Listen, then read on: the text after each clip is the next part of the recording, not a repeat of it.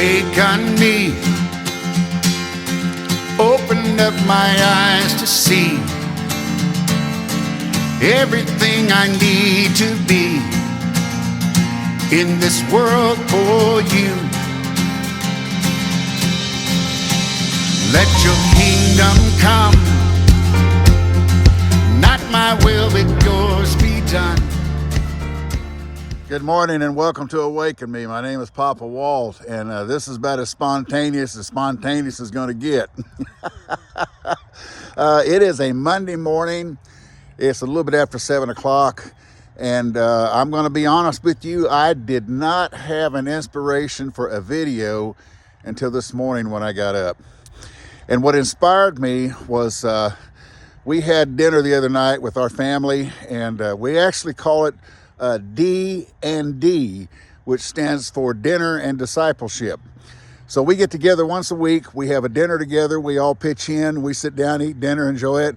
And then we get off, and then we have an open forum that we ask questions about God. And that's all the way from me at 71 years old, all the way down to my grandson, Jay, who is 7.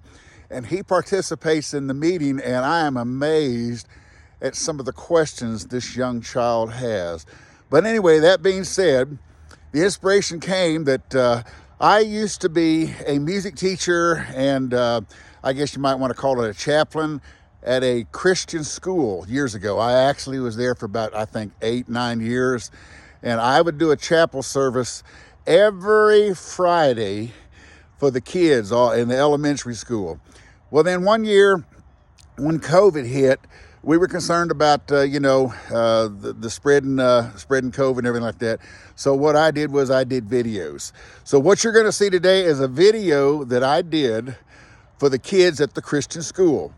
And it also inspired me to, hey, you know what? God tells us as adults, it says, you must become as a little child to enter the kingdom of heaven. And that hit me because I'm always talking about my childlike wonder and acting like a kid and being the fun guy.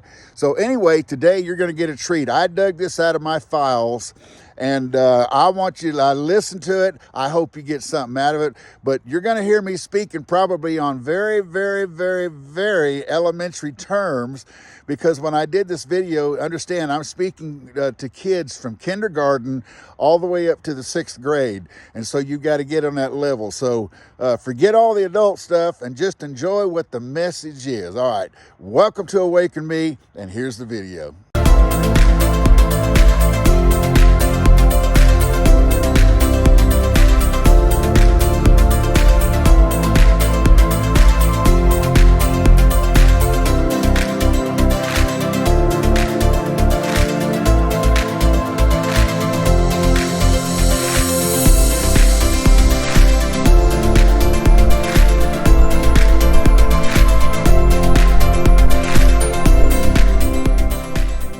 I want to get to the lesson today, and as you see, I've got in front of me a little plate here of some grapes that I bought at the grocery store.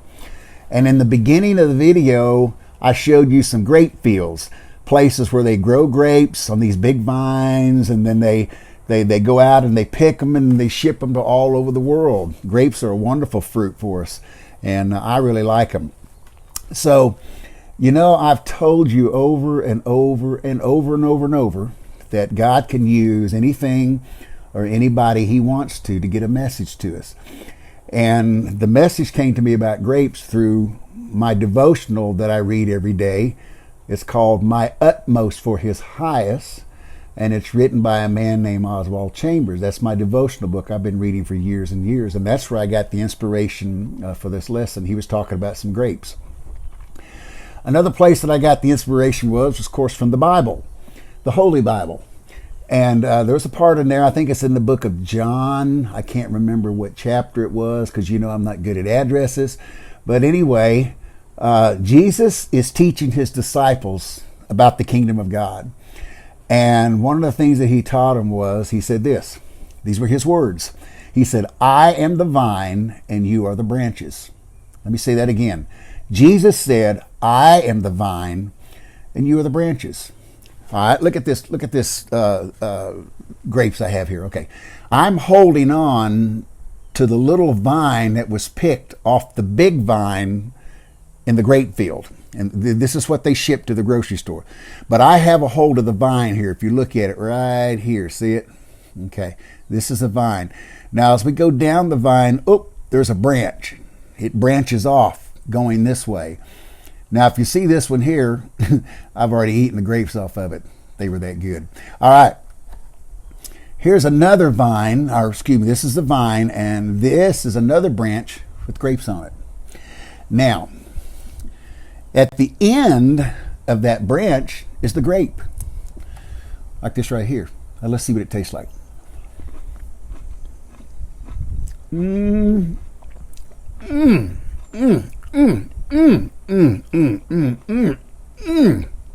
That was a good grape.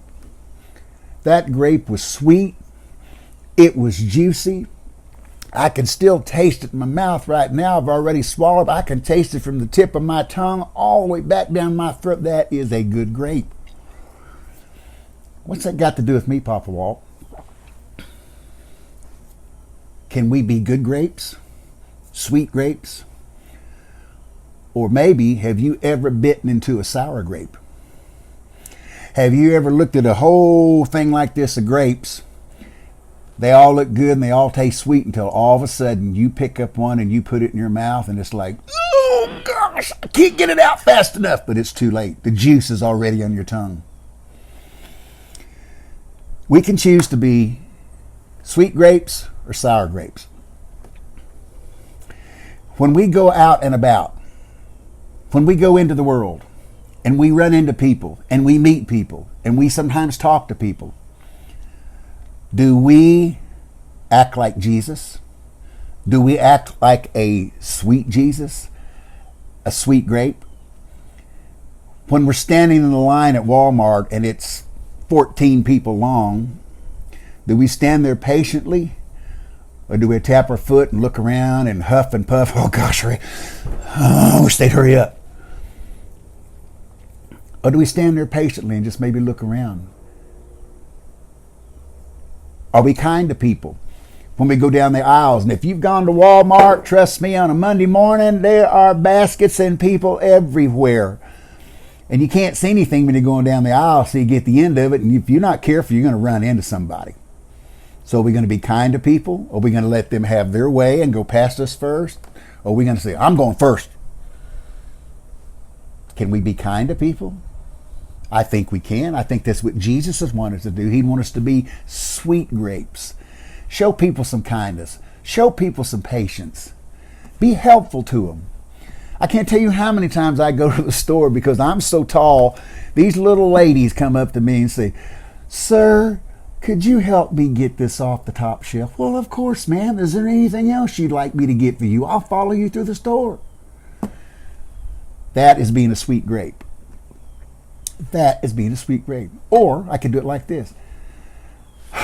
I wish that cashier would hurry up and get these groceries loaded and get out of the way so I can get up here, get my groceries paid for, and get out of the store and go home.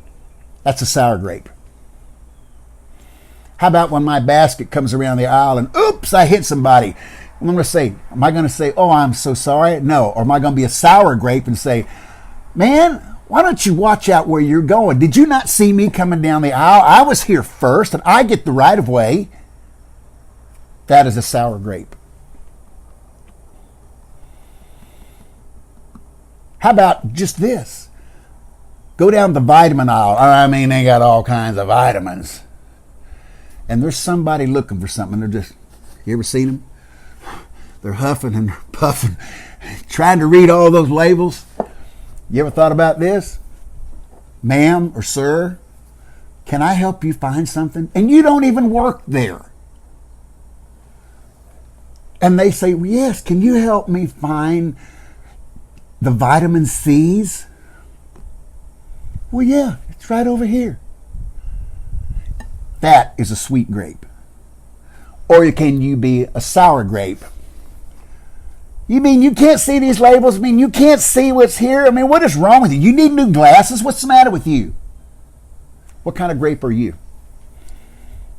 Are you a sweet grape or are you a sour grape? You get to make the choice. Jesus is the vine, and Jesus is a sweet vine, full of patience and kindness and love and doing things for people. If we are the branches coming off the vine, then we should be the same way, all the way to the end of that little branch and becoming a sweet grape. Now, here is the hard part. You see this grape, I've got it in between my fingers here. I got it, here's my thumb and here's my index finger. All right, watch this. I'm going to squeeze this grape. Let's see if I can get some juice out of it. If it squirts on me, too bad. All right, let's see what I can do here. Let's see if I can get it, see if I can get some juice out of it. Oh, here it comes. It's coming on the back side there, but look. There's juice dripping all over the place. You hope you can see it dripping there. There you go. Okay. All right. Papa Walt, what are you doing? I'll tell you what I'm doing. In your lifetime, there are people that are going to come around you when you least expect it. And you being a grape, they're going to squeeze you. They're going to be unkind to you. They're not going to be patient with you. They're not going to help you. And they're probably going to say something or do something that hurts you. They're going to squeeze you. And it's going to hurt. It hurts that grape that I just squeezed it. You saw the juice running out of it. Can that grape not have tears? Isn't that what we do when we get hurt? We cry and we have tears? Because people are squeezing us and they're hurting us? So what do we do when that happens? Are we still going to be sweet grapes? Or are we going to become sour grapes and become bitter?